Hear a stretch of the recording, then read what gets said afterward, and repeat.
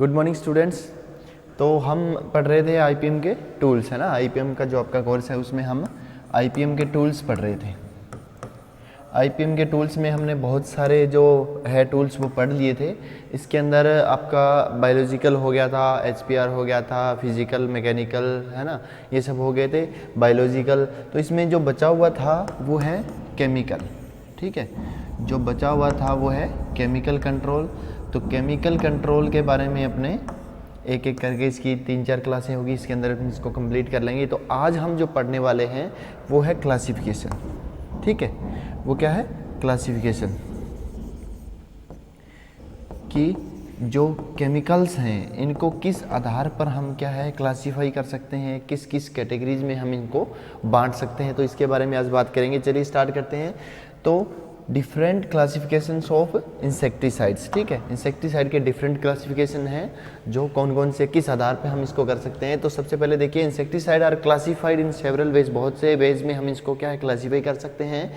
Taking into the consideration, कौन मतलब किस किस को अपने मद्देनजर रख के इसको जो है कर सकते हैं क्लासीफाई। वो है देयर ओरिजिन, यानी कि वो कहाँ से उत्पन्न हुए हैं, एक तो ये हो सकता है, या फिर मोड ऑफ एंट्री, यानी कि इंसेक्ट की बॉडी के अंदर कैसे कोई केमिकल जो है वो किस माध्यम से उसके बॉडी के अंदर इंटर हो रहा है उसके आधार पे, या फिर मोड ऑफ एक्शन, उस केमिकल का एक्शन क्या है, यानी कि वो किसको प्रभावित करता है, उसके नर्वस सिस्टम को प्रभावित करता है, उसके जो है स्टमक को प्रभावित करता है, या कौन से जो है पार्ट को वो प्रभावित करता है, उसके आधार पर हो गया mode of action. And chemical nature of the toxicant, यानी कि जिस अपने जो भी केमिकल यूज़ कर रहे हैं उसकी केमिकल नेचर क्या है, यानी किस प्रवृत्ति का वो है, यानी कि कांटेक्ट है, यानी कि किसी अगर इंसेक्ट के टच में आते ही उसको किल कर देगा, या फिर सिस्टमेटिक है, पहले उसकी बॉडी के अंदर जाके फिर उसको यानी कि प्लांट के अंदर अच्छे से फैल सकता है। तो ये अलग अलग चीज़ें इसकी डिटेल में पढ़ेंगे। तो ये था कि किस आधार पे हम इनको क्लासीफाई करेंगे। फर्स्ट जो है वो है बेस्ड ऑन दी ओरिजिन, यानी कि उत्पत्ति के आधार पर, एंड सोर्स ऑफ सप्लाई, यानी कि उसको सप्लाई करने के आधार पे, सोर्स के आधार पे इसको क्या हम अलग अलग भागों में बांट सकते हैं। तो फर्स्ट इसके अंदर है वो है इनऑर्गेनिक इंसेक्टिसाइड्स। फर्स्ट जो है वो है इनऑर्गेनिक इंसेक्टिसाइड, यानी कि अकार्बनिक। इनऑर्गेनिक को हिंदी में क्या बोलते हैं? अकार्बनिक, ठीक है, अकार्बनिक। तो अकार्बनिक जो है केमिकल्स कौन कौन से होंगे? रसायन कंप्राइज कंपाउंड ऑफ मिनरल्स, यानी कि जो क्या है खनिज से बने हो ना, मिनरल्स। ओरिजिन, यानी कि इनकी उत्पत्ति जो है मिनरल से। एंड एलिमेंटेड सल्फर, यानी कि जो एलिमेंटल सल्फर जो होती है, यौगिक सल्फर जो होता है वो इसके अंदर आते हैं, ठीक है। This group include arsenate and fluorine compound, यानी कि इसके अंदर आर्सेनेट और फ्लोरीन जो कंपाउंड है वो शामिल होते हैं अकार्बनिक के अंदर, ठीक है। अब इसको क्या अलग अलग तरीके से यूज लिया जाता है। जैसे अगर सल्फर की बात करें, ठीक है, सल्फर एज एक्रिसाइड, ठीक है, सल्फर एज एक्रिसाइड। एक्रिसाइड किसको बोलते हैं? जो माइट्स को किल करता है, ठीक है, माइट्स को मारने वाले जो, ये कई बार उसमें फिल इन द ब्लैंक्स में पूछ लिया जाता है, वो केमिकल जो माइट्स को किल करने के काम आते हैं उनको क्या बोलते हैं? एक्रिसाइड। तो ये ध्यान रखना भी है ना। तो सल्फर तो एक्रिसाइड के रूप में यूज होता है। एंड जिंक फॉस्फाइड जो यूज होता है वो किसके रूप में यूज होता है? रोडेंटिसाइड, यानी कि जो चूहों को मारने के लिए काम आते हैं उनको क्या बोलते हैं? रोडेंटिसाइड, रोडेंट्स को मारने के लिए। तो इसके लिए जिंक फॉस्फाइड जो है वो यूज होता है। ये किस में आते हैं? अकार्बनिक में। नेक्स्ट है ऑर्गेनिक कंपाउंड, ऑर्गेनिक इंसेक्टिसाइड, यानी कि कार्बनिक रसायन। अब कार्बनिक रसायन के अंदर क्या क्या आएंगे देखिए। तो कार्बनिक रसायन की अगर बात करें तो फर्स्ट इसके अंदर है, ठीक है, देखिए, इंसेक्टिसाइड ऑफ एनिमल ओरिजिन, यानी कि जो एनिमल्स की बॉडी से उत्पन्न हुए हैं या फिर एनिमल्स से जिनको निकाला गया है वो। तो इसके अंदर कुछ एग्जांपल है। फर्स्ट है निरिस्टोक्सिन, ठीक है। अब ये निरिस्टोक्सिन जो है इसको आइसोलेट किया गया है किससे? मेरीन एनेलिड्स, यानी कि जो समुद्री एनेलिड्स जो होते हैं उनसे इसको निकाला गया था निरिस्टोक्सिन को। एंड सेकंड है फिश ऑयल रोजिन सोप, इसको जो है फिशेज यानी कि मछलियों से इसको निकाला गया था। तो ये है ओरिजिन के आधार पे।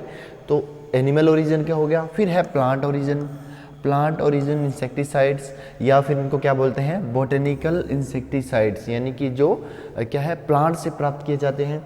एग्जाम्पल के तौर पर जो है निकोटिनोइड हो गया, ये किससे निकलता है? तंबाकू से। ऐसे ही पायरेथ्रोइड हो गया जो पायरेथ्रम से निकलता है, या फिर रोटिनोइड्स हो गया, रोटिनोन के प्लांट से निकलता है। इसके अलावा एक एजिडी रेक्टिन होता है, एजिडी रेक्टिन जो किससे निकलता है, नीम से, ठीक है, नीम का जो प्लांट होता है उससे।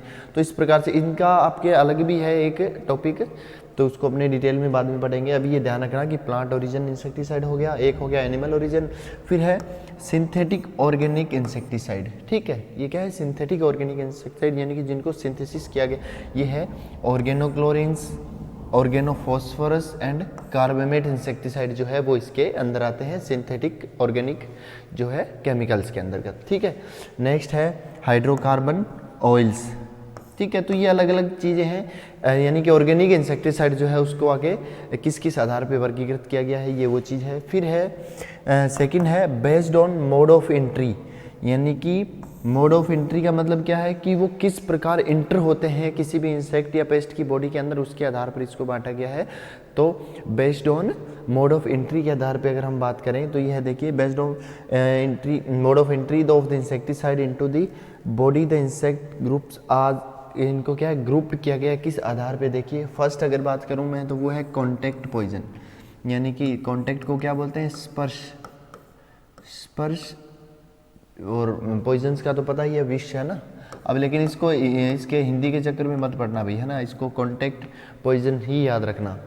ठीक है, नेक्स्ट देखिए फिर इसके अंदर क्या है, these insecticide are capable of, किस में सक्षम होते हैं, gaining entry into the insect body, किसी भी इंसेक्ट की बॉडी के अंदर इंटर होने की क्या है, इनके अंदर कैपेसिटी होती है।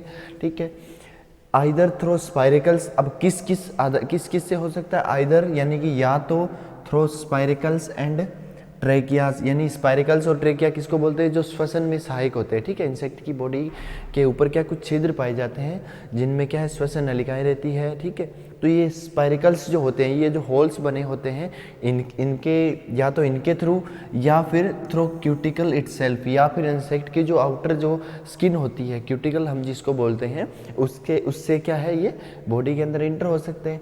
Hence these poisons can kill the insect by mere coming in contact.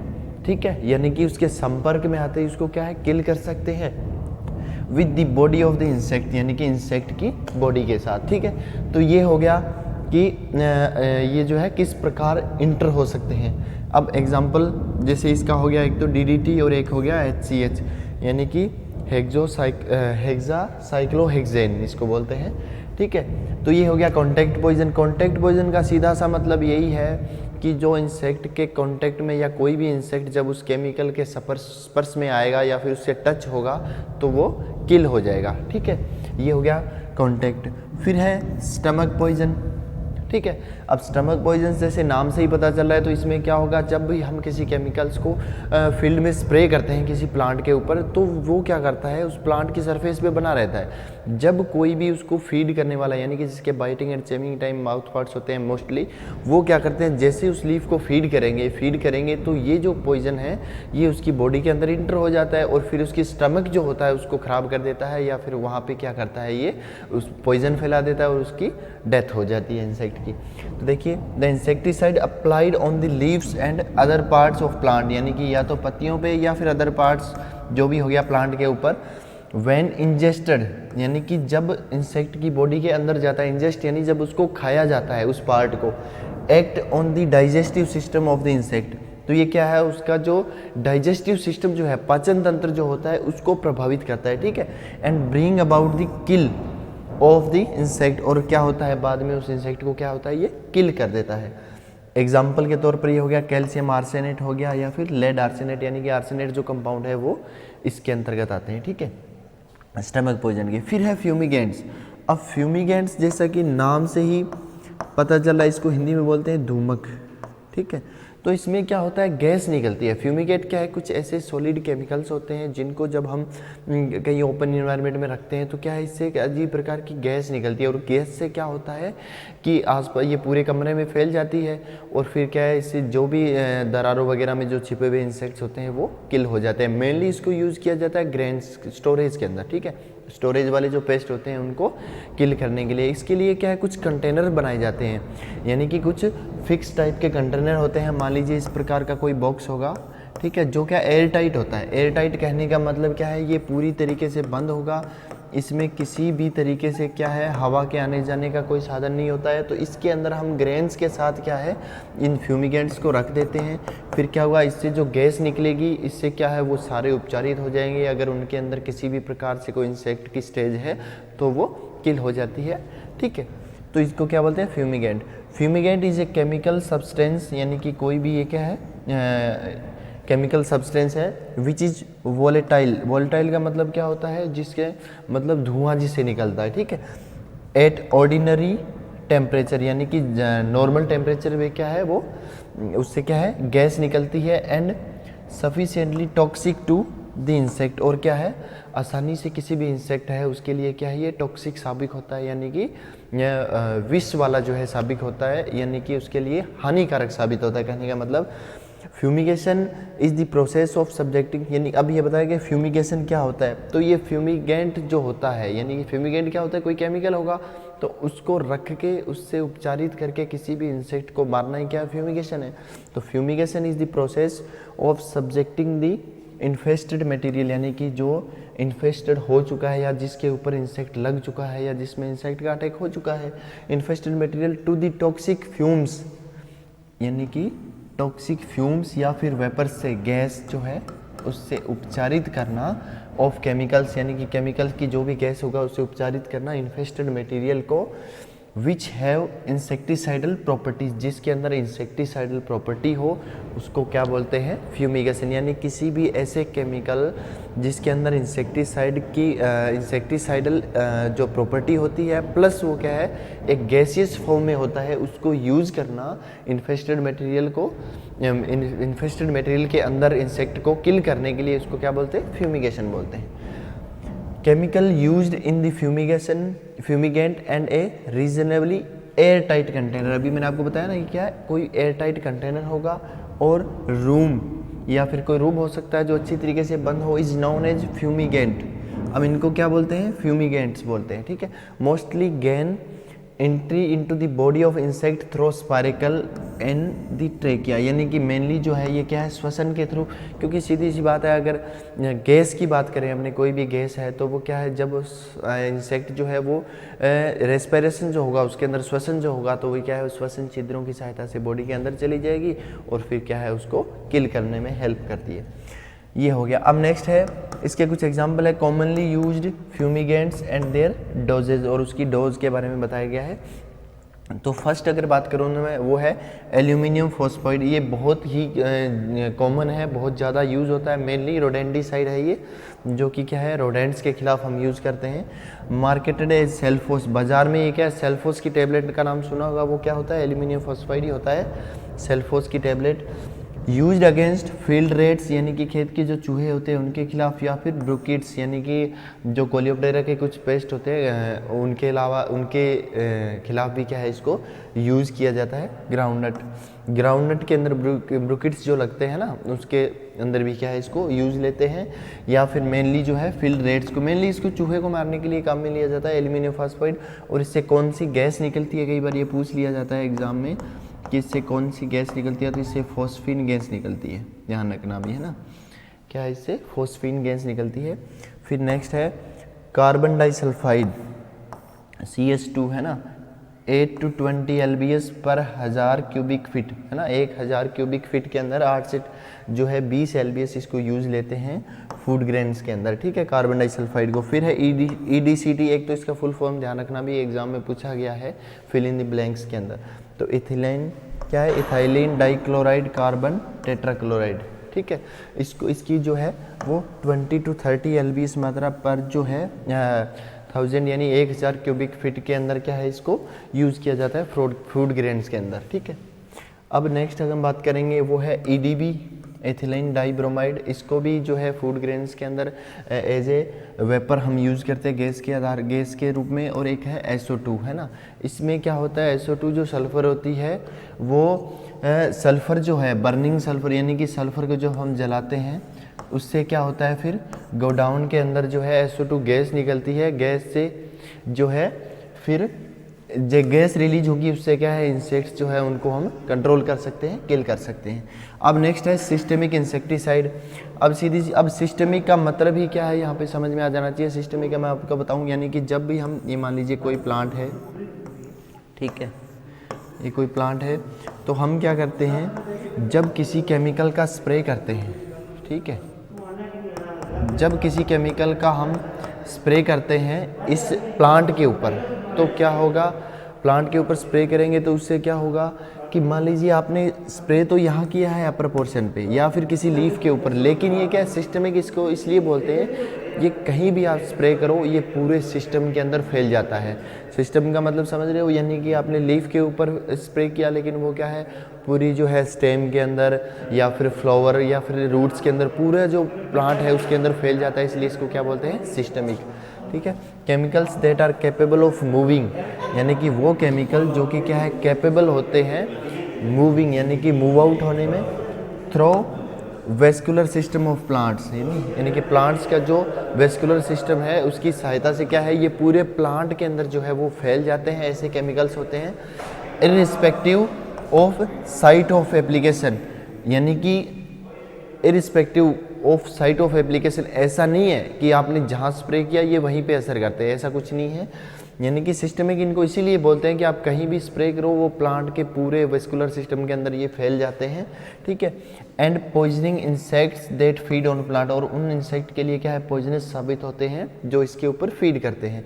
Example के तौर पर है मिथाइल डाइमेटोन, फॉस्फेमिडोन या फिर एसिफेट जो है, ये सारे केमिकल्स क्या हैं, ये जो है वो सिस्टमेटिक इंसेक्टिसाइड है। जब इनको हम प्लांट के ऊपर स्प्रे करते हैं तो ये पूरे प्लांट के ऊपर फैल जाते हैं, फिर उसके किसी भी पार्ट को अगर इंसेक्ट खाता है तो वो क्या है पॉइजनस साबित होता है उसके लिए। फिर है insecticide which are not possessing systemic action, यानी कि वो इंसेक्टिसाइड जो क्या है सिस्टमिक नेचर के नहीं है, ठीक है, are called non systemic insecticide, यानी सीधी सी बात अगर वो इस नेचर के नहीं है तो उनको क्या बोलेंगे नॉन सिस्टमिक इंसेक्टिसाइड।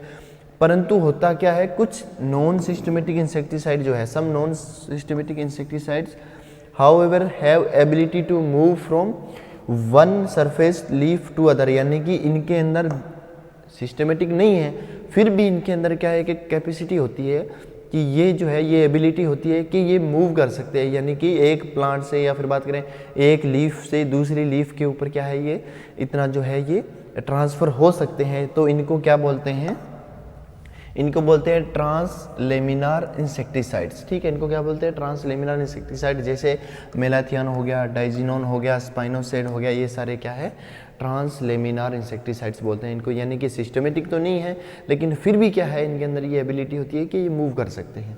फिर नेक्स्ट है an ideal systemic insecticide qualities. एक अगर हम बात करें एक सिस्टमेटिक कोई भी इंसेक्टिसाइड है उसके अंदर क्या क्या क्वालिटीज़ होनी चाहिए, तो फर्स्ट तो क्या है should have high intrinsic pesticidal activity, यानी कि उसके अंदर जर्नल क्या है अगर बात करें सामान्यतः इंट्रेंसिक का मतलब क्या है generally have high pesticidal activity, यानी कि उसके अंदर जो पेस्टिसाइड एक्टिविटी का जो गुण है वो बहुत ज़्यादा होना चाहिए। कहने का मतलब हाईली वो क्या होना चाहिए पॉइजनस होना चाहिए।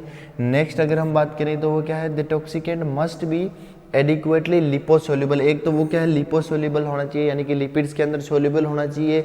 ठीक है, for it to be absorb by the plant system, यानी कि ताकि प्लांट उसको आसानी से एब्जॉर्ब कर सके, फर्स्ट तो ये। सेकंड क्या है एंड वाटर सोल्यूबल, प्लस क्या है वाटर सोल्यूबल भी होना चाहिए, क्यों, ताकि वो पूरे प्लांट के अंदर ट्रांसलोकेटेड हो सके। ठीक है, अब क्या है लिपिड सोल्यूबल होगा तो क्या है प्लांट उसको एब्जॉर्ब कर लेगा, अब वाटर सोल्यूबल भी होगा तो वो क्या है पूरे प्लांट के अंदर फैल जाएगा। तो ये क्या है किसी भी एक जो ये सिस्टमेटिक इंसेक्टिसाइड होता है उसके अंदर ये गुण होना चाहिए। फिर नेक्स्ट है द टॉक्सिकेंट और it's metabolites should be stable, यानी कि जो भी टॉक्सिकेंट्स होगा या फिर उसके जो भी यौगिक हैं वो सारे क्या स्टेबल होने चाहिए for sufficiently long period to exercise residual effect, यानी कि लंबे समय तक, यानी कि आपने एक बार स्प्रे कर दिया उसके बाद वो काफ़ी समय तक प्लांट्स के अंदर बने हुए रहने चाहिए, ताकि क्या है जब भी या कुछ समय बाद भी अगर कोई इंसेक्ट उसके ऊपर फीड करता है तब भी क्या है वो आसानी से हम उसको मैनेज कर सकें या फिर वो किल हो सके।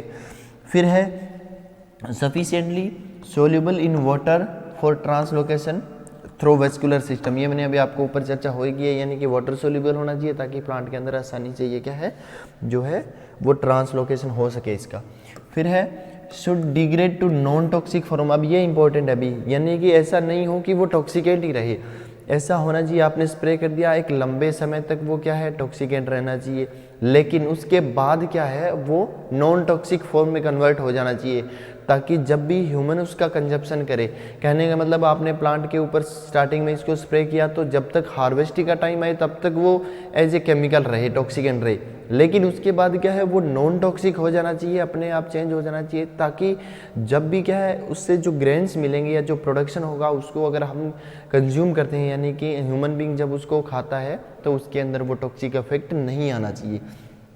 Should degrade to non toxic form in reasonable time, यानी कि एक फिक्स टाइम के बाद, to avoid toxicity to consumers, जो उसको फीड करते हैं उनके अंदर टॉक्सिसिटी नहीं हो, इसके लिए क्या है इसके अंदर ये गुण होना चाहिए।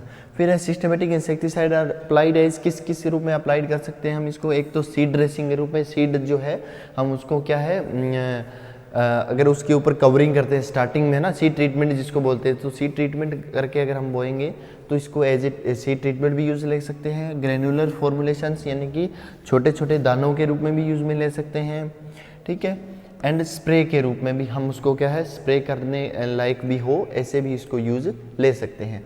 फिर in the leaf the entry of toxicant, यानी कि लीफ के अंदर इनकी एंट्री कैसी होगी, थ्रो स्टोमेटा, स्टोमेटा किसको बोलते हैं, जो रंध्र होते हैं लीफ के ऊपर, सुना होगा ना स्टोमेटा के बारे में, जो रंध्र होते हैं लीफ के ऊपर उनको क्या बोलते हैं स्टोमेटा, तो स्टोमेटा के थ्रू या फिर लीफ की जो क्यूटिकल होती है सरफेस होती है उसके थ्रू इंटर होते हैं। स्टेम के अंदर ये कैसे इंटर होते हैं, थ्रो लेंटिसेल्स या फिर क्रैक्स इन दी क्यूटिकल, यानी कि स्टेम जो है मान लीजिए ये स्टेम है तो स्टेम में कहीं से भी कोई क्रैक है, ठीक है, कोई भी छोटा सा जख्म इस पे है तो वहाँ से इस क्रैक्स के थ्रू क्या है ये पूरे जो है स्टेम के अंदर एक बार थोड़ा सा इंटर होने के बाद पूरी तरह ये फैल जाता है, क्योंकि सिस्टमेटिक तो होता ही है। इन सीड, अब सीड के अंदर कैसे इंटर होता है, थ्रो सीड कोट, यानी कि सीड का जो बाहरी आवरण होता है उससे, स्पेशली थ्रो दी माइक्रोपाइल। अब माइक्रोपाइल क्या होता है, माइक्रोपाइल कोई भी जो ओव्यूल है, ठीक है, माइक्रोपाइल किसको बोलते हैं, कोई भी जो ओव्यूल है उसके अंदर यहाँ पे क्या है बेस में नीचे की साइड क्या है एक होल होता है, एक छेद होता है, इसको ही बोलते हैं माइक्रोपाइल, जिसकी सहायता से क्या है उसके अंदर जो पोलन ट्यूब इंटर होती है, पोलन ट्यूब का नाम सुना होगा ना, तो ये पोलन ट्यूब जो इंटर होती है वो माइक्रोपाइल के थ्रू ही होते हैं। तो ये इंसेक्टिसाइड भी है, ये जो क्या है स्पेशली माइक्रोपाइल के थ्रू ही सीड कोट के अंदर इंटर होते हैं। Systematic insecticide are highly useful against sap sucking, यानी कि जो सकिंग पेस्ट जो होते हैं उनके खिलाफ, एंड वेक्टर्स यानी कि जो वाहक का काम करते हैं, कुछ क्या है इंसेक्ट ऐसे होते हैं जो वाहक का काम करते हैं, यानी किसी वायरस को या किसी डिजीज़ को फैलाने में हेल्प करते हैं, तो उनको मारने के लिए ये काफ़ी जो है लाभदायक साबित हुए हैं। Mainly sucking and vectors such as leaf hopper हो गया, वाइट फ्लाइज होगी, थ्रिप्स हो गया, एफिड हो गया, इनके लिए सबके लिए क्या है मेनली सिस्टमेटिक इंसेक्टिसाइड्स ही यूज़ किए जाते हैं। ओके, इसके बाद नेक्स्ट है based on mode of action, यानी कि एक्शन के आधार पे वो किस प्रकार का केमिकल है। तो फर्स्ट है फिजिकल पॉइजन, ठीक है, भौतिक। फिजिकल में क्या है, bring about to kill the insect by exerting a physical effect, यानी कि उसके ऊपर कुछ भौतिक जो प्रभाव है वो डालेगा। अब ये क्या हो सकते हैं, ये हैवी ऑयल्स हो सकते हैं, जो भारी तेल होते हैं, तार का ऑयल हो गया, ठीक है, विच कॉज डेथ बाय एस्फाइजिएशन। अब ये एस्फेक्सिएशन क्या होता है, एस्फेक्सिएशन होता है श्वसन से संबंधित, है ना। इसमें क्या होगा, मान लीजिए ये ऑयल वगैरह जो है अगर हम इसको डालेंगे तो इससे क्या होगा, इंसेक्ट के जो स्पाइरिकल्स जो होते हैं, ठीक है, जो ट्रेकियास होते हैं, स्पाइरिकल्स जो होते हैं वो रंध्र बंद हो जाएंगे। अब रंध्र बंद हो जाएंगे तो क्या होगा, श्वसन नहीं होगा, श्वसन नहीं होगा तो इंसेक्ट किल हो जाएगा, ठीक है। तो ये है एस्फेक्सिएशन है। फिर है इनर्ट डस्ट। अब ये इनर्ट डस्ट को हम यूज़ करते हैं, ये क्या करता है, लॉस ऑफ बॉडी मॉइस्चर, यानी कि बॉडी से जो नमी होती है उसको सोख लेता है। यानी कि किसी पाउडर, ऐसा पाउडर होता है जब हम इसको स्प्रे करते हैं इंसेक्ट के टच में आता है तो क्या होगा कि वो जो होगा वो इंसेक्ट की अंदर से बॉडी से जो नमी होती है, ठीक है, जो मॉइस्चर होती है उसको सोख लेता है। तो इंसेक्ट की पानी की कमी की वजह से क्या उसकी डेथ हो जाती है। By their abrasiveness as in aluminium oxide और absorb moisture from the body as in charcoal, यानी कि ये क्या करते हैं, बॉडी, ये डस्ट जो होती है ये क्या है, बॉडी की जो मॉइस्चर होती है उसको सोख लेती है, ठीक है, एल्यूमिनियम ऑक्साइड के रूप में, या फिर क्या है, एब्जॉर्ब मॉइस्चर, या फिर जो मॉइस्चर होती है उसको एब्जॉर्ब कर लेता है बॉडी से एज चारकोल। चारकोल का देखा होगा आपने, चारकोल क्या है, पानी को सोख लेता है ना, उसी प्रकार से क्या है, ये बॉडी से भी क्या है, जो नमी को वो सोख लेता है और इंसेक्ट की डेथ हो जाती है। फिर है प्रोटोप्लाज्मिक पॉइजन, ये था फिजिकल, अभी है protoplasmic. A toxicant responsible for precipitation of protein, यानी कि प्रोटीन जो होता है उसको डिस्ट्रक्शन करने का काम करता है, प्रोटीन सिंथेसिस को ये क्या है, ये अफेक्ट करता है, प्रभावित करता है of cellular protoplasm of midgut epithelium. Midgut की जो इंसेक्ट का क्या होता है, जो एब्डोमेन वाला जो पार्ट होता है ना, उस वो आपने देखा होगा 3 भागों में बटा हुआ है, प्रोगट, फोरगट, मिडगट और हाइंडगट में। तो मिडगट की जो एपिथेलियम सेल्स होती है मेनली उसके अंदर ये क्या है, डिस्ट्रक्शन करता है, यानी कि उसको प्रभावित करता है, ठीक है, प्रोटोप्लाज्म को। एग्जाम्पल हो गया इसका आर्सेनिकल कंपाउंड्स। आर्सेनिकल कंपाउंड्स जो है वो एज ए प्रोटोप्लाज्मिक पॉइजन के रूप में काम करता है। नेक्स्ट है फिर रेस्पिरेटरी पॉइजन। अब रेस्पिरेटरी है, इसका मतलब क्या है, सीधी सी श्वसन से रिलेटेड है। तो chemical which block cellular respiration, यानी कि सेल्स के अंदर जो रेस्पिरेशन होता है, श्वसन होता है, उसको ब्लॉक कर देता है, एज इन हाइड्रोजन साइनाइड, यानी कि HCN के रूप में, या फिर क्या है, कार्बन मोनोऑक्साइड। ये इसके एग्जाम्पल है जो कि क्या करते हैं, सेलुलर रेस्पिरेशन है उसको प्रभावित करते हैं। फिर नेक्स्ट हो गया नर्व पॉइजन, जो क्या है, सीधी सी बात है, नर्वस सिस्टम को प्रभावित करेंगे, उनको नर्व पॉइजन बोलेंगे। Chemicals which block acetyl cholinesterase. अब ये क्या है, एंजाइम होता है, एसिटाइल कोलाइनेस्ट्रेज एंजाइम होता है, जो कि जो नर्वस सिस्टम जो होता है इसमें इसका भारी रोल रहता है, यानी कि इम्पल्स का ट्रांसमिशन होता है, जैसे किसी भी सूचना को इधर उधर करना हो तो ये क्या है, इसको प्रभावित करता है, ठीक है, and affect the nervous system, जिससे क्या है, पूरा तंत्रिका तंत्र जो है वो प्रभावित होता है। एग्जाम्पल है इसके ऑर्गेनोफॉस्फोरस और कार्बामेट्स, यानी कि ऑर्गेनोफॉस्फेट्स और कार्बामेट्स जिन केमिकल्स के अंदर होंगे वो क्या है, एज ए नर्व पॉइजन क्या है, इफेक्ट दिखाएंगे। फिर है काइटिन इनहिबिटर्स, यानी कि वो जो कि क्या है, जो नई क्यूटिकल जो बनती है ना, उसमें प्रभावित करते हैं, उसको प्रभाव कर डालते हैं उसके ऊपर। Chitin inhibitors interfere with the process of synthesis of chitin due to which normal moulting and development is disturbed. सीधी सी बात मैं आपको बता दूं सीधी भाषा में, यानी कि ये केमिकल्स क्या करते हैं, हमने देखा होगा इंसेक्ट में क्या है, समय समय पे उसकी क्यूटिकल जो है वो चेंज होती रहती है, ठीक है, काइटिन होती है, काइटिन की बनी हुई लेयर होती है, अब वो चेंज होती है, उसके बाद एपिडर्मल जो सेल्स होती है उससे बनती है, अब वो उसकी जगह नहीं आ जाती है और फिर वो झड़ जाती है। तो ये क्या है, उसका जो निर्माण होता है उसको प्रभावित करता है, उसको या तो रोक देगा, यानी कि इंसेक्ट की जो है वो मोल्टिंग जो होनी चाहिए वो नहीं होती, या तो नहीं होती या बहुत जल्दी जल्दी हो जाती है, तो इससे क्या होगा, इंसेक्ट जो है वो किल हो जाता है थोड़े समय में, ठीक है। एग्जाम्पल के तौर पे नोवाल्यूरोन हो गया, या फिर डाईफ्लूबेंजीरोन हो गया, या फिर लूफेन्यूरोन हो गया, या फिर ब्यूप्रोफेंजिन, ये क्या है, सारे एग्जाम्पल हैं, इसके केमिकल्स है जो एज ए काइटिन इनहिबिटर्स जो है वो यूज होते हैं। फिर है जनरल पॉइजन। अब कुछ सामान्य विष भी हो सकते हैं, पॉइजन्स हो सकते हैं। ये क्या है, compounds which include neurotoxin symptom, यानी कि ये क्या है, कुछ समय तक क्या है, न्यूरोटॉक्सिन सिम्टम्स दिखाते हैं आफ्टर सम पीरियड, यानी कुछ समय बाद क्या न्यूरोटॉक्सिन जो है दिखाते हैं, परंतु ये ऊपर जो अभी मैंने क्लासीफाई किया इसमें से किसी ग्रुप के अंदर नहीं आते हैं, ठीक है, and do not belong to the above categories. ऊपर जो हमने अभी कैटेगरीज की बात की इनके अंदर किसी के अंदर नहीं आता, लेकिन कई बार क्या है, ये न्यूरोटॉक्सिन यानी कि नर्वस सिस्टम को जो है वो प्रभावित करते हैं। एग्जाम्पल के तौर पे क्लोरडेन हो गया, या फिर टोक्साफिन हो गया, या फिर एल्ड्रिन हो गया, ठीक है, ये केमिकल्स हैं। फिर नेक्स्ट है एग्जाम्पल, इसमें अगर नेक्स्ट हम टाइप की बात करें क्लासिफिकेशन का, तो वो है based on stage of specificity, यानी कि कौन सी स्टेज को प्रभावित करता है, कौन सी स्पेसिफिक स्टेज को प्रभावित करता है। एग्जाम्पल के तौर पे जो है ओविसाइड्स। अब ओविसाइड्स किसको बोलेंगे, जो एग्स को प्रभावित करेगा, ठीक है, जो एग स्टेज जो होती है अगर उसको कोई प्रभावित कर रहा है तो उसको क्या बोलेंगे, ओविसाइड्स।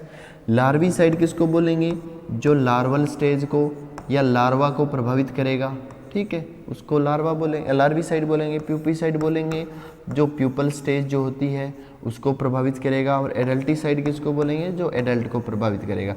तो ये तो स्टेज के आधार पे ही इनको डिवाइड किया गया है। फिर नेक्स्ट है जनरेशन वाइज, यानी कि इंसेक्ट की समय समय पे जनरेशन इंसेक्टिसाइड्स की चेंज होती रहती है। तो अगर हम जनरेशन वाइज बात करें तो फर्स्ट जनरेशन के इंसेक्टिसाइड्स कौन कौन से हैं, वो है इनऑर्गेनिक्स एंड बोटेनिकल्स, यानी कि बोटेनिकल्स और इनऑर्गेनिक्स है, ये सारे फर्स्ट जनरेशन के हैं। सेकेंड जनरेशन की बात करें तो वो है सिंथेटिक ऑर्गेनिक्स, ठीक है। थर्ड जनरेशन की बात करें, ये इंपॉर्टेंट है भी, क्या है कई बार पूछ लिया जाता है कि थर्ड जो जनरेशन है उसके इंसेक्टिसाइड्स के नाम लिखो, है ना। तो इसमें क्या है, रिसेंटली जो केमिकल्स आए हैं वो फॉर रिप्रोडक्शन कंट्रोल, या फिर हम बात करें जो हार्मोन्स वगैरह जो है जैसे मेलिक हाइड्रोजाइड या फिर जुवेलाइन हार्मोन जो होते हैं, यानी कि जो क्या करते हैं इंसेक्ट की ये जुवेलाइन स्टेज जो होती है उसको अफेक्ट करते हैं। या फिर बात करें जो मोल्टिंग जो होती है, मोल्टिंग हार्मोन जो होते हैं वो सारे क्या है इसके अंदर आते हैं, किसमें, थर्ड जनरेशन के अंदर। ये क्या है, एंटी जुवेलाइन भी होते हैं और जुवेलाइन भी, यानी कि ये क्या करते हैं उसको रोक देते हैं। अब एंटी जुवेलाइन हार्मोन की अब बात करें केमिकल्स की, तो वो क्या करते हैं, जैसे जुवेलाइन हार्मोन का स्राव होता है तो उससे क्या है इंसेक्ट में मोल्टिंग होती रहती है, समय समय पर उसकी स्टेज चेंज होती रहती है, ग्रोथ होती रहती है। तो एंटी जुवेलाइन होगा वो क्या करेगा, इस प्रोसेस को रोक देगा, तो इंसेक्ट क्या है आगे ग्रो नहीं हो पाता, यानी कि उसकी ग्रोथ जो है वो नहीं हो पाती। तो ये थर्ड जनरेशन के हो गए। फोर्थ जनरेशन के आते हैं, इसमें आते हैं सिंथेटिक पायरेथ्रोइड्स, ठीक है। फिफ्थ जनरेशन में भी सिंथेटिक पायरेथ्रोइड्स आते हैं, जैसे एग्जांपल के तौर पे नियोनिकोटिनोइड्स, ठीक है। ये क्या है, न्यूअर ग्रुप ऑफ इंसेक्टिसाइड है, ये फिफ्थ जनरेशन के अंतर्गत आते हैं, ठीक है। तो ये हो गया जनरेशन वाइज इनका क्लासिफिकेशन। अब नेक्स्ट जो है इसको ध्यान से देख लेना भी, बेस्ड ऑन टॉक्सिसिटी, टॉक्सिसिटी के आधार पे, क्योंकि इसमें क्या है कई बार क्वेश्चन आपको डायरेक्ट क्वेश्चन ये पूछा जाता है कि अगर कोई इंसेक्टिसाइड हाईली टॉक्सिक है, वैसे मोस्टली आपने ये सब देखा होगा, मैंने आपको उसमें भी करवाया था जो हमने इंसेक्टिसाइड एक्ट पढ़ा था उसमें भी, फिर भी दोबारा करवा देता हूँ। इसमें क्या है, चार चीज़ें मेन होती है, बेस्ड ऑन टॉक्सिसिटी के आधार पर चार भागों में बांटा गया है इसको, 1, 2, 3 और 4। आपने देखा होगा किसी भी इंसेक्टिसाइड का भी देखना घर पे, इंसेक्टिसाइड का जो भी हम बोतल या पाउच कुछ लेके आते हैं तो उसके ऊपर ऐसे निशान बने होंगे, या वो रेड कलर का होगा या येलो या ब्लू या फिर ग्रीन कलर का। ये अलग अलग चीज़ को दर्शाते हैं, क्या कि अगर मान लीजिए दो ट्राइंगल्स होते हैं, सबसे पहले टॉक्सिसिटी को किस आधार पे दर्शाते हैं, हम किससे दर्शाते हैं, तो इसको हम दो ट्राइंगल से दिखाते हैं। एक ट्राइंगल ये होता है, एक ट्राइंगल ये होता है, दो ट्राइंगल होते हैं, दो त्रिभुज होते हैं, आपस में जुड़े होते हैं, ठीक है, उल्टे, तो इससे दर्शाते हैं। अब इसमें क्या होता है, ये ऊपर वाला ट्राइंगल कुछ और शो करेगा, ये नीचे वाला ट्राइंगल है ये कलर होता है, तो ये कलर जो है वो एक स्पेसिफिक चीज़ को शो करता है। जैसे अगर एक्सट्रीमली टॉक्सिक है कोई इंसेक्टिसाइड, एक्सट्रीमली टॉक्सिक है तो उसके अंदर क्या होगा, रेड लेबल होगा, यानी कि नीचे वाला जो ट्राइंगल है ये रेड होगा, ऊपर पे एक स्केलेटन बना होगा, यानी कि एक कंकाल बना होता है, और इसके ऊपर लिखा होता है एक्सट्रीमली टॉक्सिक, यानी कि बहुत ज़्यादा जो है खतरनाक होता है। फिर येलो जो लेबल होगा सेकंड होगा, इसको बोलते हैं हाईली टॉक्सिक, येलो लेबल होगा और ऊपर लिखा होगा सिर्फ पॉइजन, यानी कि स्केलेटन नहीं होगा। फिर ब्लू लेबल होगा और ऊपर लिखा होगा डेंजर, और ये क्या है, मॉडरेटली टॉक्सिक होता है, ठीक है। फिर नेक्स्ट है स्लाइटली टॉक्सिक, यानी कि कम टॉक्सिक होता है, इसमें ग्रीन कलर का सिंबल होगा नीचे वाले ट्रायंगल में, ऊपर लिखा होगा कॉशन, यानी कि सावधानी। और ये जो ब्लू वाला होता है इसके साथ लिखा होता है keep out of the reach of children, यानी कि बच्चों की पहुंच से दूर रखें। आपने देखा होगा ऐसा बहुत सारे केमिकल्स पे लिखा होता है, बच्चों की पहुंच से दूर रखें, ये दोनों पे ही लिखा होता है। तो इसमें आपको ध्यान रखने वाली चीज़ क्या है, कैटेगरीज कौन कौन सी है, extremely toxic, highly toxic, moderately toxic और slightly toxic. Extremely toxic red, highly toxic yellow, moderately toxic blue और स्लाइटली टॉक्सिक जो है वो ग्रीन लेवल होगा, ठीक है। ये ध्यान रखना चीज़ें। अब नेक्स्ट है जो LD50 होती है, एक चीज़ होती है LD50, मैंने आपको पहले भी शायद बताया था। LD50 क्या होता है, लिथल डोज 50%, ठीक है। अब इसका मतलब क्या है, इसको हम शो करते हैं मिलीग्राम पर किलोग्राम वेट से। अब होता क्या है कि कोई भी केमिकल का हम स्प्रे कर रहे हैं, यानी कि सीधी सी बात है किसी भी केमिकल की कितनी क्वांटिटी चाहिए, 50% जो है पॉपुलेशन को किल करने के लिए, ठीक है। मान लीजिए किसी खेत में 1000 की संख्या में कोई पेस्ट है, ठीक है, उसमें से 500 कम से कम 500 को किल करने के लिए कितनी क्वांटिटी चाहिए, वो चीज़ ये शो करती है, ठीक है। तो ध्यान रखना जितनी कम LD50 होगी उतनी ही वो क्या है केमिकल जो है वो टॉक्सिक होगा। जैसे अगर बात करें एक्सट्रीमली टॉक्सिक जो है रेड लेवल, ये 1 to 50 होता है, 1 से 50, जो है, ठीक है। और जो हाईली टॉक्सिक होता है ये होता है 51 to 500, और जो मॉडरेटली टॉक्सिक होता है ये होता है 500 से 5000, और मोर देन 5000 जो होता है वो क्या होता है, वो होता है आपका स्लाइटली टॉक्सिक, ठीक है। यानी कि सीधी सी बात है, जितनी कम, अगर किसी केमिकल की आपको बहुत कम क्वांटिटी की आवश्यकता पड़ रही है इंसेक्ट को किल करने के लिए, तो इसका मतलब क्या है, वो बहुत ज़्यादा टॉक्सिक है, तो ये क्या हो जाएगा, एक्सट्रीमली टॉक्सिक। इसको ध्यान रखना भी, ये आगे कुछ एग्जाम्पल दिए गए हैं, इनको देख लेना, पीडीएफ में आपको भेज दूंगा। जैसे मोनोक्रोटोफॉस हो गया, जिंक फॉस्फाइड हो गया, इथाइल मर्करिक एसीटेट हो गया, ये सारे क्या एक्सट्रीमली टॉक्सिक है। एंडोसल्फान, खैर ये तो बैन हो गया अभी। कार्बेरिल हो गया, क्विनोल्फोस हो गया, ये सारे किस में आएंगे, highly toxic. Malathion, thiram, glyphosate हो गया, ये सारे क्या हर्बिसाइड है, ग्लाइफोसेट, ये सारे किस में आते हैं, मॉडरेटली टॉक्सिक में। या फिर मैंकोजेब हो गया, ऑक्सीफ्लोरन हो गया, मॉस्किटो रिपेलेंट्स जो होते हैं, ऑयल्स आते हैं वो, ये सारे किस, या फिर हाउस होल्ड इंसेक्टिसाइड्स जो होते हैं वो सारे किस में आते हैं, स्लाइटली टॉक्सिक में आते हैं।